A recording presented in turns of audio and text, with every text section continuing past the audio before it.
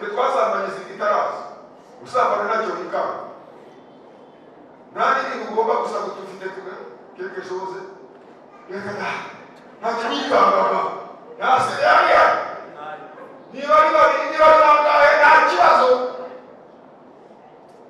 barakishijwe katujye tubivuga barakishijwe nimwakishijwe iki uzi kumva inzoga z'iki abapolisi bareka babigena birasa n'ibintu ntazibona abantu bamwe ibintu by'iki gihe nabyo byabo bizayica twebwe twamagana byiriye ubu bimeze neza twamagana ibitoki utukura utavangiye twebwe twarazinyoye nzima ariko baranywa ibitogo baranywa ibiziba udukoko mbese ugaramo w'intare ntiyabyanga ndabyanga we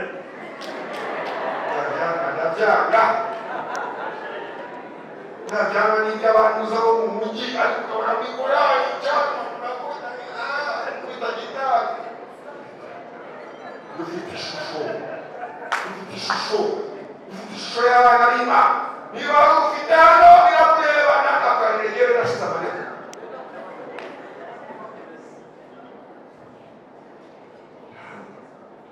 ariko ab'isi bajyaga baza kutwigana ugasanga ab'isi baraza kwigana mu nzu y'Imana ugasanga ab'isi baraza kurahura umuriro w'umwuka wera mu nzu y'Imana none twebwe turajya kurahura ibyo ab'isi tuzana mu nzu y'Imana ayo muzi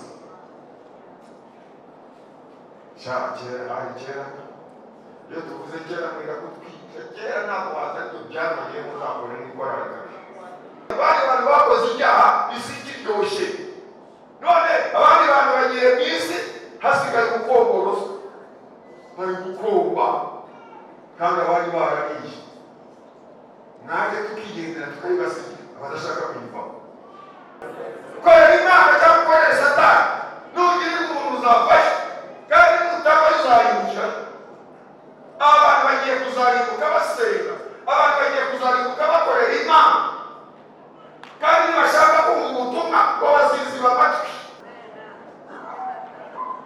hari umutumwa tuzi sinyiyobora zizafatira ibyemezo zizajya mvugira hariya zajya mvugira mu ijambo kandi reka mbamenye ibanga mwagize ngo ni kera se uretse ko amaso yahumye abantu batakibona mwagize ngo ni kera ko ibimenyetso byose byamaze kuboneka ubu se mutegereje iki ibizira se ntabwo byageze ahera none se mutegereje iki ubu murarwana n'iki uzi ko abantu barwana bumira bameze nk'ibirombe bumiye ku ruhu inka yarariwe kera ubu abantu bari gushaka ikimizimo ikintu kiri mu isi ni igihe mu isi nayo idahari isi isirahari iri heza amahoro asa n'iheri muti ibintu byacitse ibiciro byiyongere bitiyongera isi irahari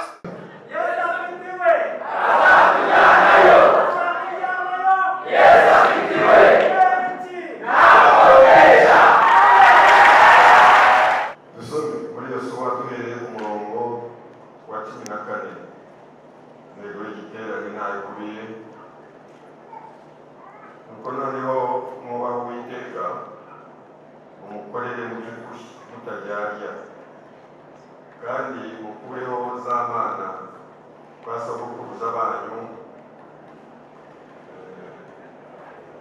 bakoreraga hakurya rwa rusi no muri Egiputa mujye mukorera Uwiteka kandi niba mutekereza ko ari bibi gukorera Uwiteka uyu munsi nimwitoranirizo muzakorera niba ari izo mana basogokuruza bakoreraga zo hakurya rwa rusi cyangwa imana z'abamori bene iki gihugu murimo ariko jyewe n'inzu yanjye tuzakorera Uwiteka. Abantu baramusubiza bati kwimura Uwiteka ngo dukorere izindi mana byagasiba. Bakorino ba mbere ibice 10 mbere ku murongo wa 5. Ariko abenshi muri bo Imana ntiyabashimye nicyo cyatumye baribukira mu butayu. Ibyo byababereyeho kugira ngo bitubere akabarore ngo tutifuza ibibi nk'uko babyifuje. Nuko rero ntimugasenge ibishushanyo nk'uko bamwe bo muri bo babisengaga, nk'uko byanditswe ngo abantu bicajwe no kurya no kunywa bahagurutswa no gukina. Kandi ntimugasambane nk'uko bamwe bo muri bo basambanaga, bigatuma hapfa abantu inzovu ebyiri n'ibihumbi 3 ku munsi umwe.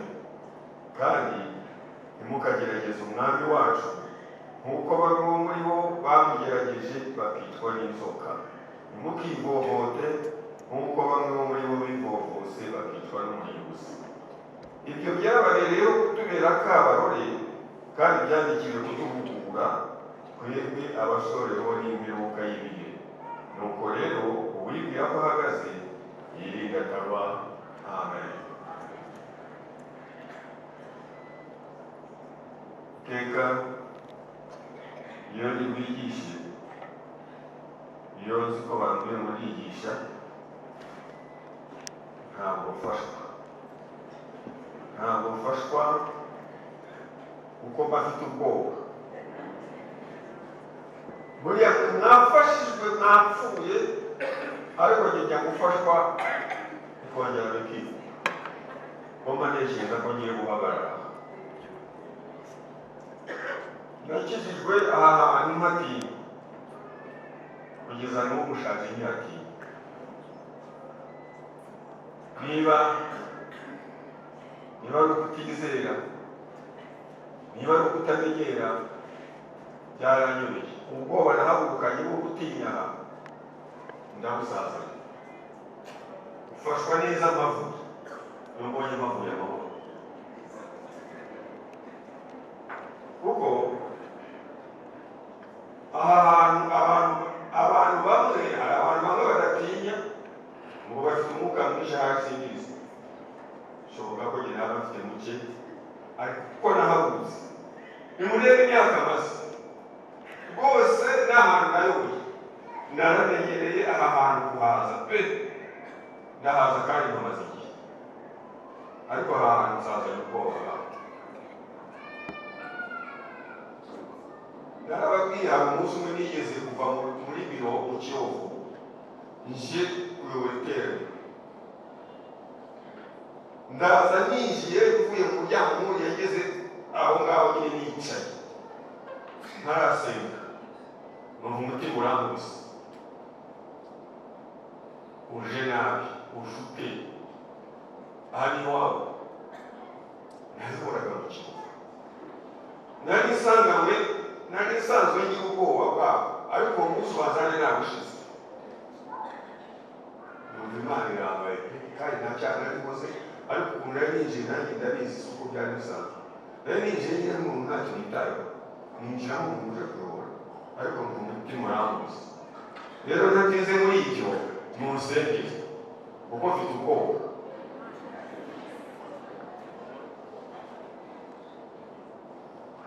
Ariko ubwo niba ngira ubwoba maze imyaka igera muri 30 muri ngayo yano, ubwo wowe hari umaze ingahe? Kone ntabwo wowe ugira, ntabwo mbizi ubwo ni jyewe. Rero abantu bavuye aha uratubwiye ngo hari igihugu, siko tubwiye, urabitwibukije ngo hari igihugu. Noneho undi aje nawe araririmba, icyo gihugu kizagerwamo n'abakiruke, abambaye imyenda ye bazajya muri icyo gihugu. Hari abantu bigeze kuyoba badodesha amakanzu yera, kuko ari abera nabo bagomba kudodesha amakanzu yera. Icyo gihe basohoka no mu itorero, basohoka mu itorero bajya gushinga itorero hariya. Cyakora ntabwo batezeho, baragarutse bahise badodesha imyenda yera, kuko abazajya muri icyo gihugu ari abazaba bambaye iki? Imyenda yera. Imyenda yera yafugwaga cyangwa ifugwa aha ngaha, niyibwira ko atari iyo badodesheje, ahubwo mpamvu ahantu bahananiye ubwoba. Njya gufashwa mbona mwafashijwe, mbona rwose mu bikomeye, kandi nanjye numva nafashwe, ndi ndimo mbyina ndetse n'ijambo ariko nkibuka Imana itazaza ngo iduterure. Yani Imana yari kuzaza igaterura abantu bose baba bari mu rusengero ku tuba twarize ikaza ikaduterura. None Imana rero ntabwo azi impamvu yavuze ngo izatoranya kandi twese dusenga, izatoranya kandi twese turimo tuyihimbaza. Ubizatoranyiriza iki koko? Yazagira duterura kandi ukora utangiye gutekereza kandi bavuze ngo dutekereze. Yewe amara ntekereza kandi ubwo bwoba ntabwo kugira ndi hano gusa. Yewe mfite ubwoba. Nanabwiye abantu ngo sinifuza ko Imana yazavuga nyina. Wenda naba narasinziriye kuko Imana ndayitinya nayo kurusha ibintu byose. Ndayitinya pe kuko narayose. Imana iteye ubwoba abantu batayizi cyangwa bayumva gusa iteye ubwoba. Aha ngaha ushobora gutaha utihanye ejo ukazihana. Imana ntabwo ari ukomeza. Ni ntabwo umujya gusa. Umuntu agasigara abyina hano kuri aritari toro ryagiye. Imana ntabwo izaza ngo iterure ahubwo ngo no mu murori izongera itora. Yawe kuzaza igaterura aba baririmbyi ba Shalom ukuntu rwose barimo baterura iterane. Kajya gasima ngo wawere agapande kwambara yego rwose kandi iyo warusoma ugomba kuba warizihirwa. Ubundi Yesu yadutuye imitwaro. Hari abatabizi, hari abana bakuriye muri cyumba cyo ku cyumweru, ariko ubundi hari indushyi nyinshi kandi mu ndushyi twari turimo, ariko Yesu araturuye. Ariko ntabwo bikwiye kugarukiraho gusa. Ubu bwoba afite ntabwo nshaka kuzasigara, ntabwo nshaka kuzanezerwa hano gusa, ariko ngo muri cya giterane kizabera muri kiriya gihugu bazabureyo. Byaba biteye ubwoba, byaba biteye n'agahinda, byaba ari amarira. Kubona ukuntu hano tuba tumeze twese, ariko muri kiriya gihugu ntabwo ari uko bizabera. Kandi nibwira ko umunezero uzahaba, guhimbaza kuzahaba, ibisirimba bizahaba. Ntabwo rero ibyina kuko noneho bizaba ari muri finali. Abantu bavuga ngo tugezeyo, tugeze iwacu, birarangiye, tugezeyo. Ariko hano ni ukujya utinya mbere y'uko mbese ujya kugera ahantu mbona abantu bose bajya bagera, ukabaza ugatekereza nk'uko batubwiye, ugatekereza ubu nanjye Yesu aje kuhagenda. Ijambo ryari ni ugukorera Uwiteka. Mujye munabyibagirwa. Ni ugukorera, yaba kwanga ukunkorera wancunga ku jisho, yaba kwanga gukorera umushumba wamucunga ku jisho. Bityo twakorera ntiyakinene. Yaba kwanga gukorera umuntu rero baduhemba pe. Ko niba hari abantu bazi kwihisha, niba hari abantu bazi kwihisha n'abarokore cyangwa n'abitwaho bazi kwihisha. Uzi umuntu ujya kunywera amafaranga ye akajya kuyanywera mu mwijima kandi abandi banywera ku itaka. Uwo muntu azi kwihisha.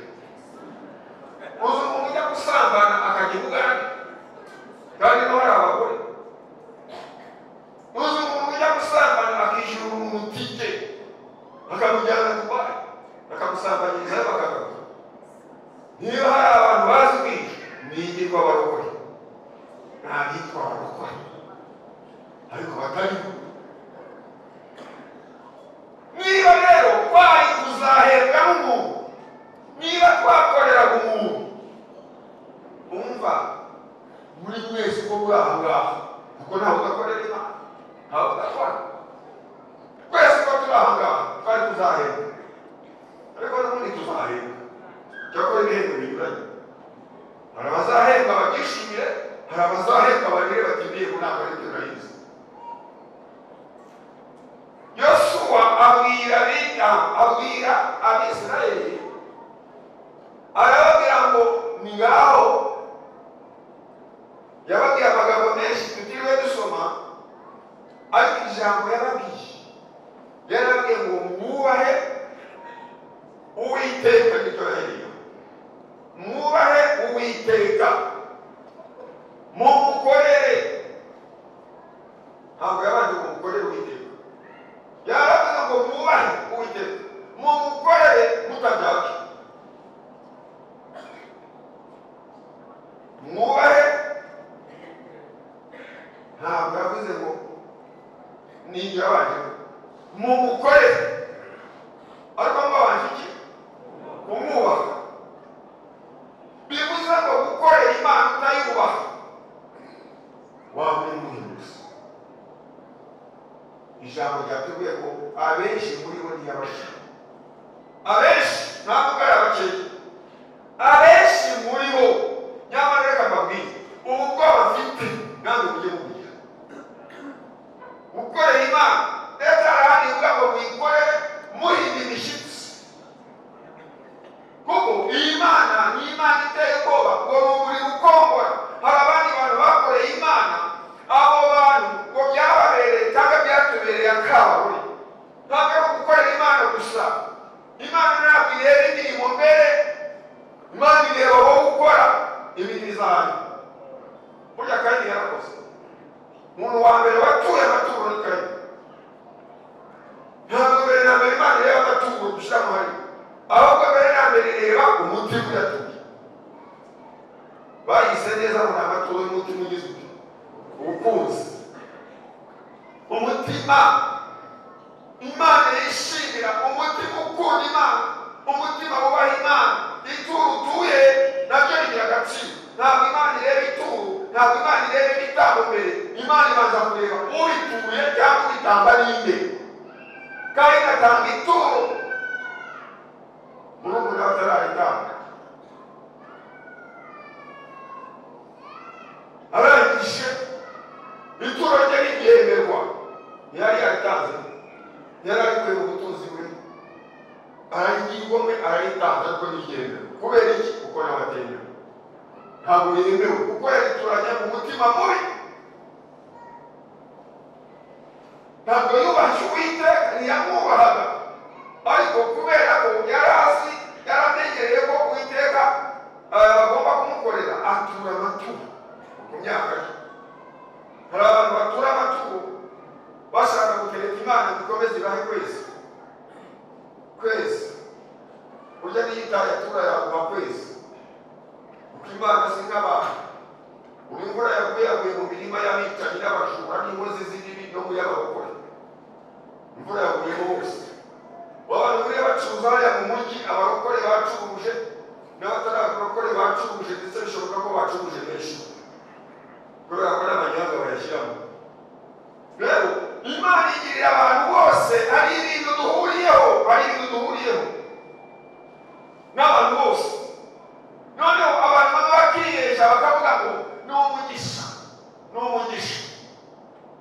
Ngo ni umugisha Imana itanga, ni umugisha Imana yaduhaye. Uyu munsi none abavuga gutuma n'ibyo bigisha n'imigisha, bavuga gutuma ariko bamwe batatumwe na Kristo, cyangwa batumwe na Kristo bageze aho baragoreka bakinize. Ntibashaka gukora ku kintu cyatandukanye umuntu n'Imana, ahubwo barashaka kwerekana Imana y'imigisha gusa. Imana itanga umugisha koko, ariko irabanza gushaka wowe mugisha irawuhane. Hari ibyo rero dusangiye n'abandi, umuntu yabibona akavuga ngo ni umugisha. Ndashima Imana yampaye inzu. Hari abazifite babicaye bazikuye mu maraso y'abantu, hari abazifite. Ishimwe ryo kuza gusa ntibihagije. Ndashima Imana ko yanduye, ndashima Imana ko yampinduye, ndashima Imana ko yanduye mu byaha, ndashima Imana ko yangize umurava w'ubugingo. Ibyo ni byo bikwiye kubanza mbere. Ibyo ni byo tudahuriyeho n'abantu bose, keretse abamwemeye bakizera izina rye. Niba yahaye ubushobozi bwo kuba abana b'Imana, ibyo ni byo tudahuriyeho n'abantu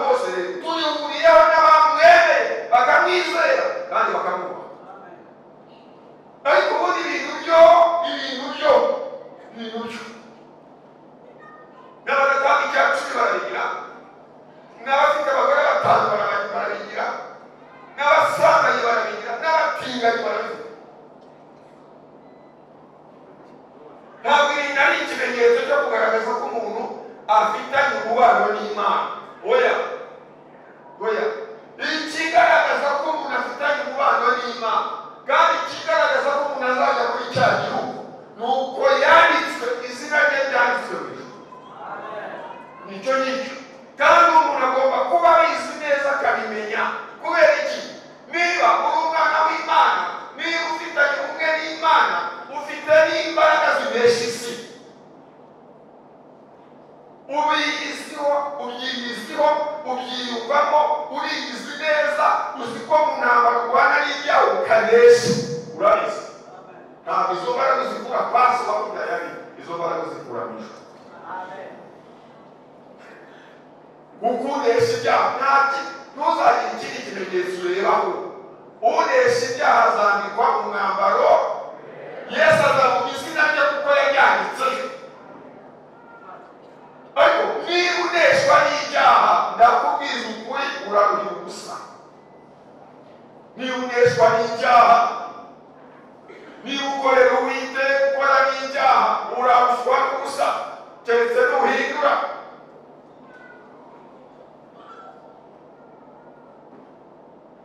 Kandi muri uyu munsi wa none ntabwo avugwa neza, nta n'umuntu wita umwana we Kayini.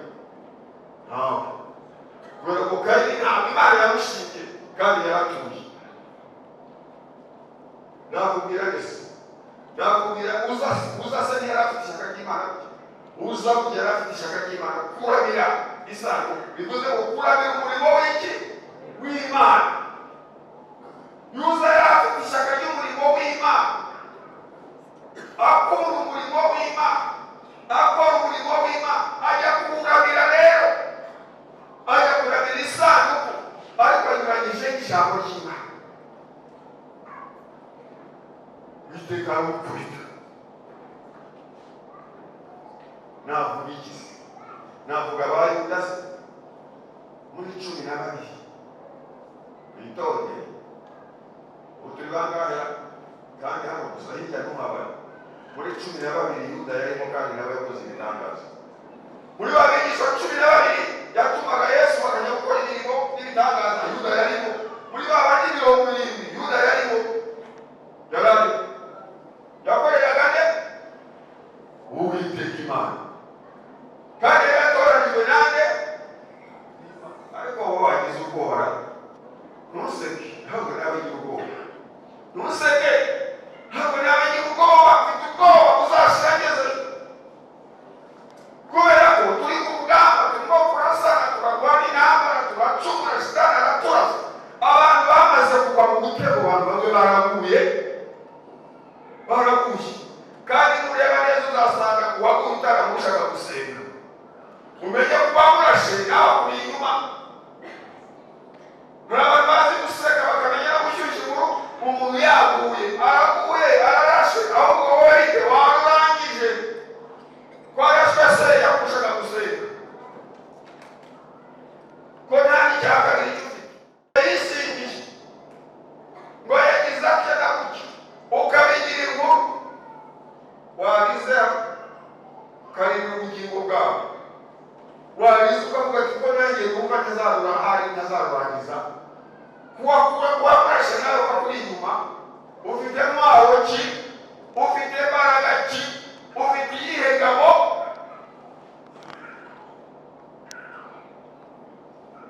Unesha ibyaha, icyo nicyo kimenyetso cya mbere kikwereka ko ufitanye ubumwe n'ijuru. Ni ukunesha ibyaha. Kuko tutarakira Yesu, tutarakizwa, tutarahinduka, ntabwo twaneshaga ibyaha.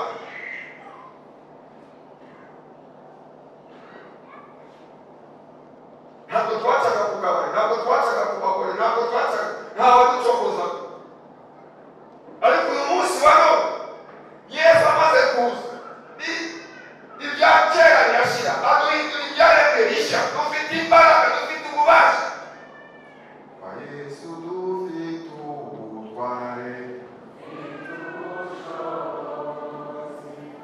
iyo twizeye amagambo ye, ku musaraba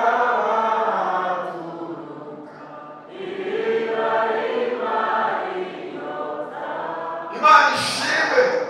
Twahabereye amazi meza inyota irashira.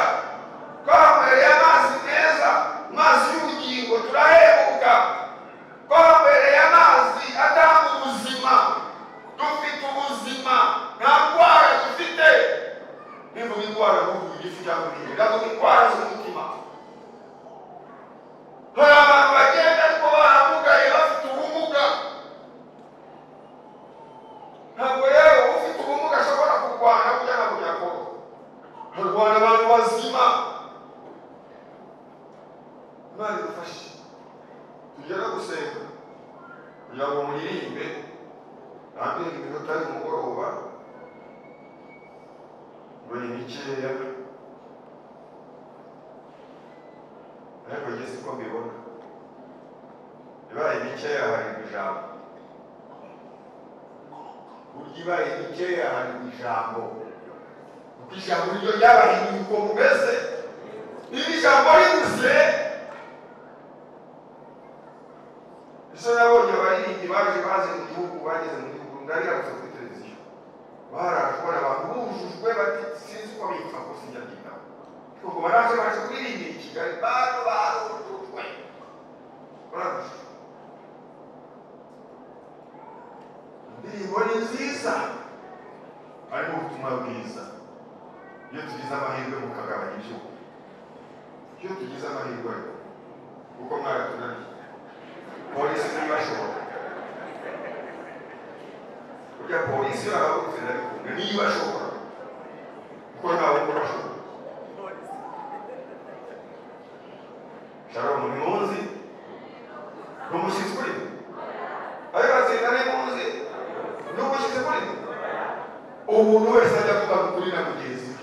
Maze tunaniye kubyumva. Tuba dukeneye kumva ubutumwa tugatega amatwi none abasaza bakoze kugira ngo tubereke. Abahungu bahari.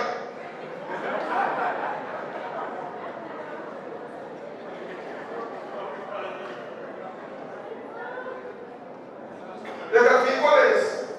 Byose bizasobanuka. Igihe kibaye gitoya gikwiye kwandika ijambo.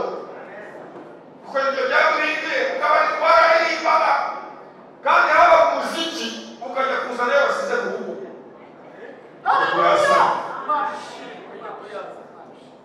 Bashyizemo umuntu umwana atwarira. Kuyazana. Ujya kuyazana.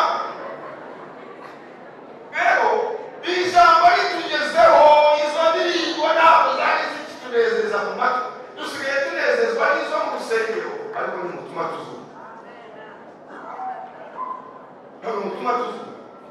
Sinyiyobora, sizafatira ibyemezo, sizajya mvugira hariya, nzajya mvugira mu ijambo.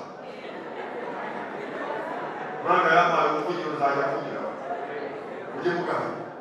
Dukeneye kumva ubutumwa, amagambo ava mu kanwa kanyu, ntabwo dukeneye umuziki.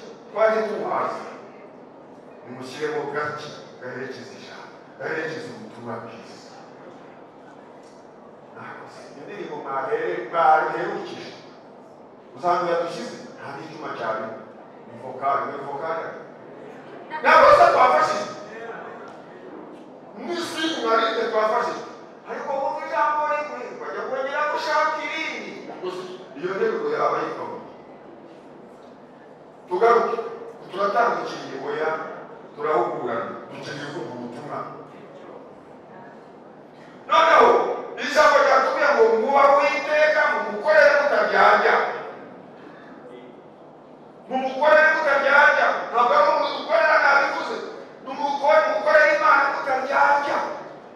Mukorere Imana mutere ku muntu. Mukorere Imana. Niba uzi yuko ibyaha byakunaniye, utarakizwa, ushatse wadepoza. Waba uvuze uti kuva yewe mbaye ndetse gukora. Kubera iki?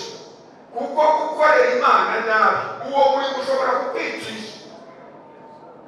Gukorera Imana nabi, gukorera Imana ukora n'icyaha, gukorera Imana ukorera na Satani, ntabwo bikunda. Ubu uri kurushaho kurakaza Imana, ubu uri kurushaho kwibabaza. Uwitwa Nadabu na Abihu, abahungu ba Aroni, bari abatambyi. Bagiye kosa igitambo, bacana umuriro.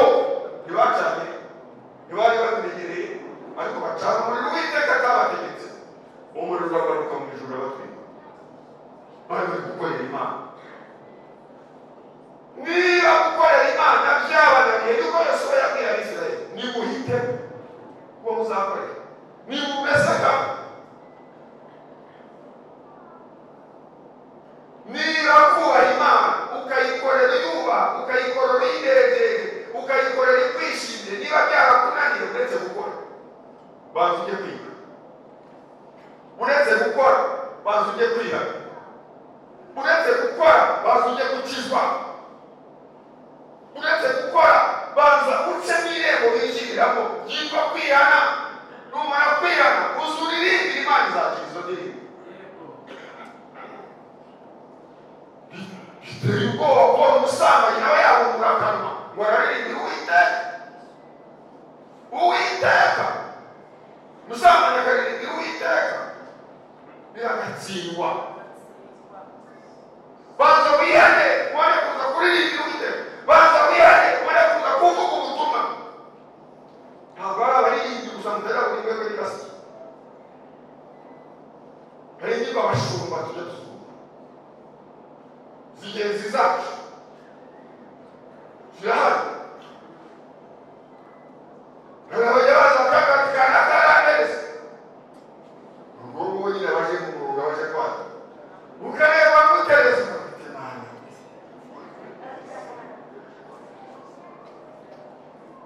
Akwiye gufasha hasi mikoro kabanza akajya mu cyumba ukamusengera. Nta muntu w'umunyabyaha akwiye gukorera Imana ariko ababwiza ukuri. Ntabwo akwiye gukorera Imana nakore sitani narangiza yuko yabihaze maze nk'uko twaje tuyihaze. Yesu atumurikiye amaso yacu arebye dusanga aho turi ni habi, tuzarimbuka tuvayo tuze dukoresha sitani kandi turi mu nzu y'Imana. Tuve mu kabari, tuve kwambara, tuza no mu nzu y'Imana tubakorera ibyaha kandi turakorera Imana. Biragatsindwa n'Uwiteka. Korera Imana cyangwa gukorera Satani nugira umuntu uzafasha kandi nutavayo uzarimbukira. Abantu bagiye kuzarimbuka basenga, abantu bagiye kuzarimbuka bakorera Imana kandi ntibashaka kumva ubutumwa ngo baziziba amatwi ngo batuve ukuri ngo bazishakira abigisha bahuye n'irari ryabo babwire ngo tuzajya mu ijuru. Uguteze tuzanyura Rwanda yabizatujyana tuzajyayo ko twanze guca ahinjirirwa tuzajyayo. Umva reka mbabwire hanyuma dusenge. Nimuze dukorere Imana neza tujye mu ijuru. Muze twubahe Imana. Niba ufite ibyaha byakunaniye hari amahirwe uyu munsi wa none kandi ntiwirebe buri kanaka wowe gusa menya ngo ndi umunyabyaha. Niba uri umunyabyaha ntubwire imyaka umaze mu rusengero.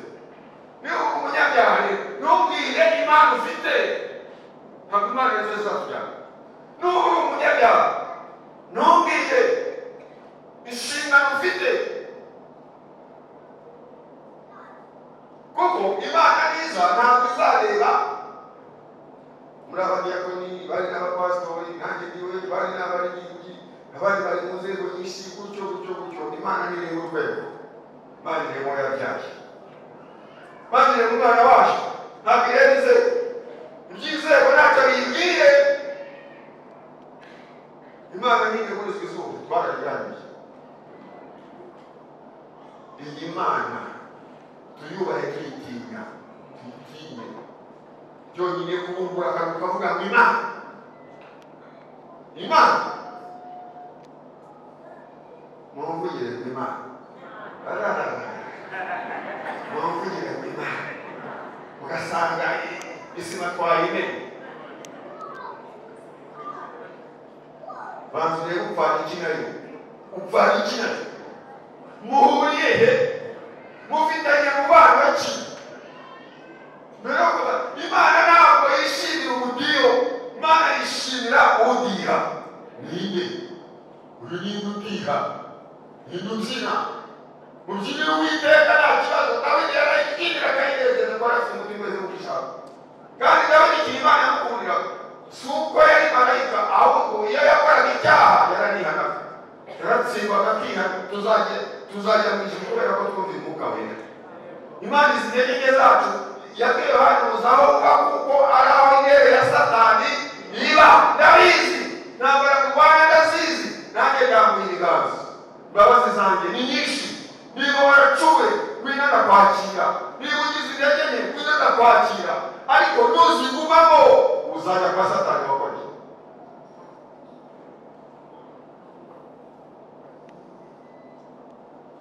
Imana ibahe umugisha. Twarafashijwe none murabihishwa. Oya, ejo twarafashwe n'ubu turafashwe. Abajya mu ijuru barafashijwe, abumvaga batari kujyayo ntibihane, ntibiyeze, ntibitunganye, nabo tujyane.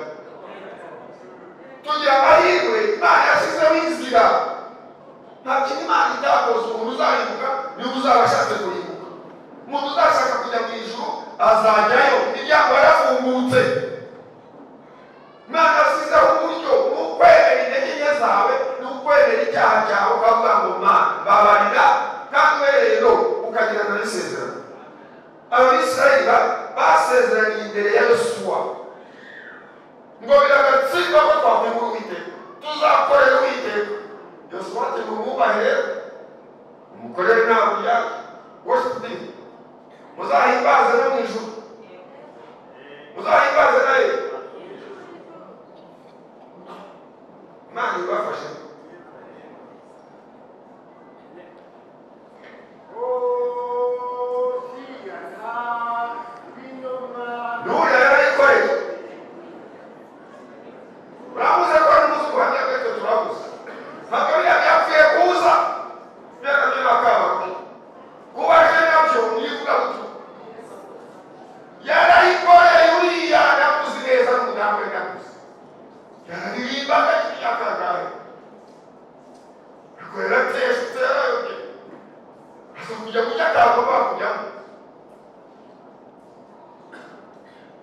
Imana imusanye kuko imirimo yakoze yaje kuzayirindira.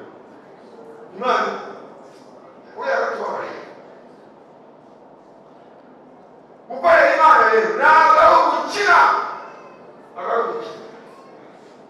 Tugiye gusenga Imana, ndagira ngo ntiwishime, ntiwufashwe, turaririmbye neza cyangwa twagize ibihe byiza kandi utahana icyaha. Uzi ko umuntu ajya asohoka yinjiranye icyaha akabisohoka, yagera hanze ngo twagize ibihe byiza. Ugeze wagize ibihe byiza utahana umwuga, wazanye umwuga gutahanya, wagize ibihe byiza. Wagize ibihe byiza ugera mu rugo umugore ntakopfore, wamupagana. Wagize ibihe byiza ugera mu rugo abana bakanyegera, kandi ngo turi mu giterane cy'abagabo cyateguwe n'abagabo. Hari abagabo babuze umutekano, ariko si icy'abagabo hagera. Noneho reka mbwirize n'abagabo, si icyanditse. Umugabo nyamugabo, mwari inyuma muri abagabo nyabagabo, niyo muzana abagore banyu ngo tubabaze. Buriya bari kwiyikiriza, muri abakirisitu haba hari ntabwo babibwira, ariko muri abagabo nyabagabo. Abagabo nyabagabo si ubwamba bwinshi kuko mw'iki gihe babufite, barabutatse. Kera ubundi twajyaga tubona umuntu tukaba waba ugiye kurwana n'umuntu ufite ubwami, ukawubona uza gufata ngo cyateretse ibyango rero ngo bagitinduka bifata ibyango, ariko ababuteretse simbabujije.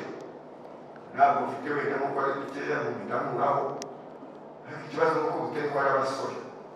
Abasore rero ntawe ubifite yacu shaka kubima nawe byahinda ukoko, mbese kugaramo w'intare nagushaka mwajye ngo abantu bacubaza, mwajye ngo abantu barire ujya kuri hano sawa sawa. Ntiyabyanga ndabyanga we, ntiyabyanga ndabyanga. Ntabyanga n'ibyo abantu uza bo mu mujyi, ariko ukabona mikora icyatsi kubita gitari. Dufite ishusho, dufite ishusho, dufite ishusho y'abana b'Imana. Niba wari ufite hano birakureba, nakakarire yewe nashize amaneka.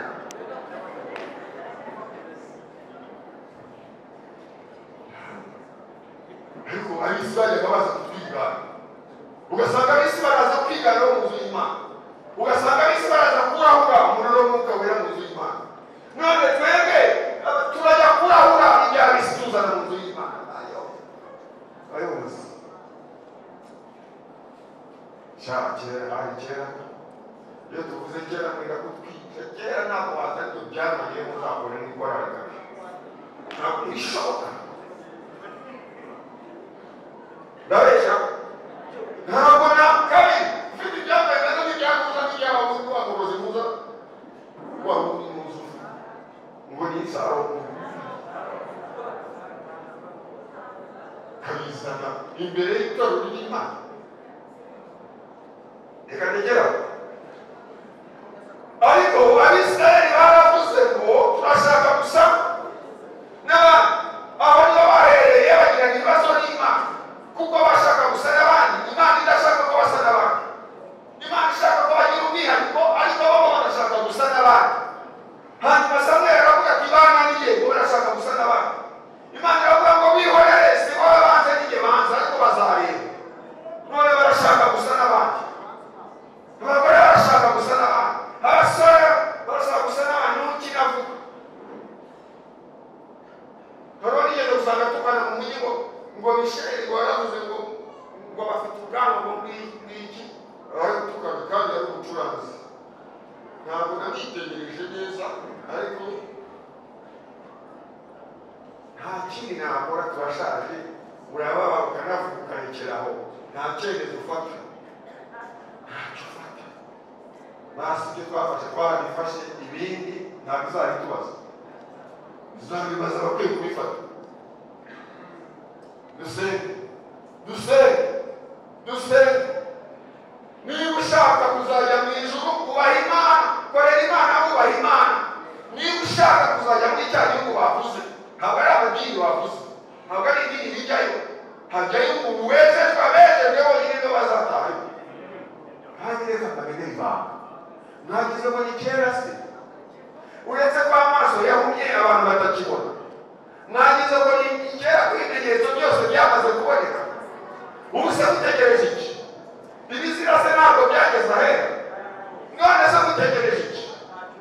Ubu murarwana n'iki? Uzi ko abantu barwana bumira ku ruhu, bameze nk'ibirombe bumiye ku ruhu, inka yarariwe kera. Ubu abantu bari gushaka iki mu isi mo? Ikintu kiri mu isi ni ikihe mu isi nayidahari? Isi isirahari iri heza, amahoro asa n'iheri, muti ibintu byacitse, ibiciro byiyongereye, bitiyongera se. Isirahari se, abandi bantu bakoze ibyaha, isi ikiryoshye. None abandi bantu bagiye mu isi, hasigaye gukomboroza, bari gukomba, kandi abandi barariye. Naje tukigendera tukayibasigira abadashaka kuyivamo. Ko nta kintu bisaba uretse kwemera ngo Imana ni umunyantege mbabarira, kandi ugafata icyemezo. Uyu mugabo ushuka, uyu mugabo ugutereka, uyu mugabo ukubwira ngo ndagukunda ataragukoye, ukamwiyama, ukamwirinda. Uyu mugore ukubwira ngo ariko ati umva hahirwa umugore wagushatse, wese ntahirwa kuwe. Ubwo umugore wagushatse se azitubanye gute? Nakubwira ngo tubanje n'arahise. Umugore wagushatse arahirwa nyine, nawe urahirwa ku wawe. Erega byaracitse. Nimureke dukizwe cyangwa dusubireyo.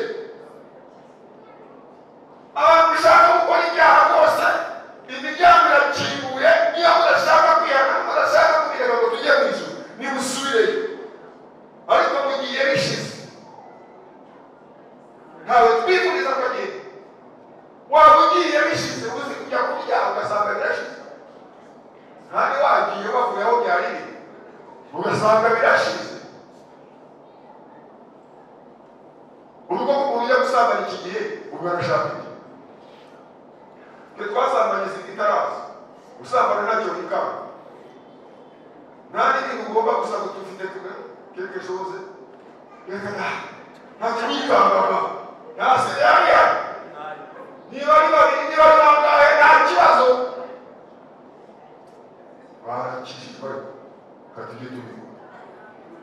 Barakishijwe, ntakishijwe. Uzi kumwe inzoga z'ikigira, abapolisi bareka babigena, birasa n'ibintu ntazibona. Abantu bamwe ibintu by'iki gihe nabyo byabo bizabica. Twebwe twamagana byiriye ubu bimeze neza, twamagana nk'ibitoki utukura utavangiye. Twebwe twarazinyoye nzima, ariko baranywa ibitogo, baranywa ibiziba, baranywa amaganura.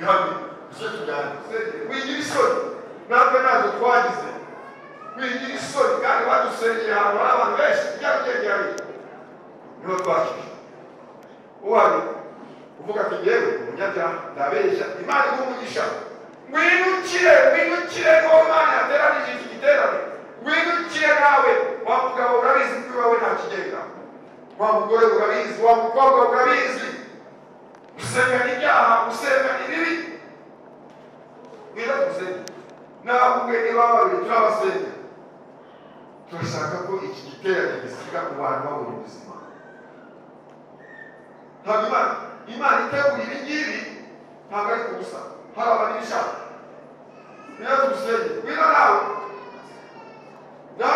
utararambuye ikiganza mwibu uri umunyabyaha urabiziga wabyemera utabyemera uri umunyabyaha Imana ireba ntabwo werekwa ibyacu bimenya tutarabivuga abantu bahagaze hano imbere yawe nta n'umutazi urabasobanukiwe uzi uko bagenda uzi imyitwarire n'imyakukire uzi imikorere yabo benshi muri bo ni abakozi bawe urabizi neza imirimo yabo kandi ijambo ryawe rikatubwira ngo imirimo izapimwa kandi izapimishwa umuriro ariko imirimo yawe yakozwe nabi izashya turasabye rero kugira ngo utunganye imitima weze ubugingo bw'abantu bahagaze imbere yawe Mana twe ntitwabamenya wowe urabazi twe ntitwabasobanukirwa wowe urabasobanukirwa kuko nta na kimwe uhishwa uwagukoreye neza uramuzi ugukorera ryarya akorera hejuru y'ibidafite umumaro uramuzi ariko uyu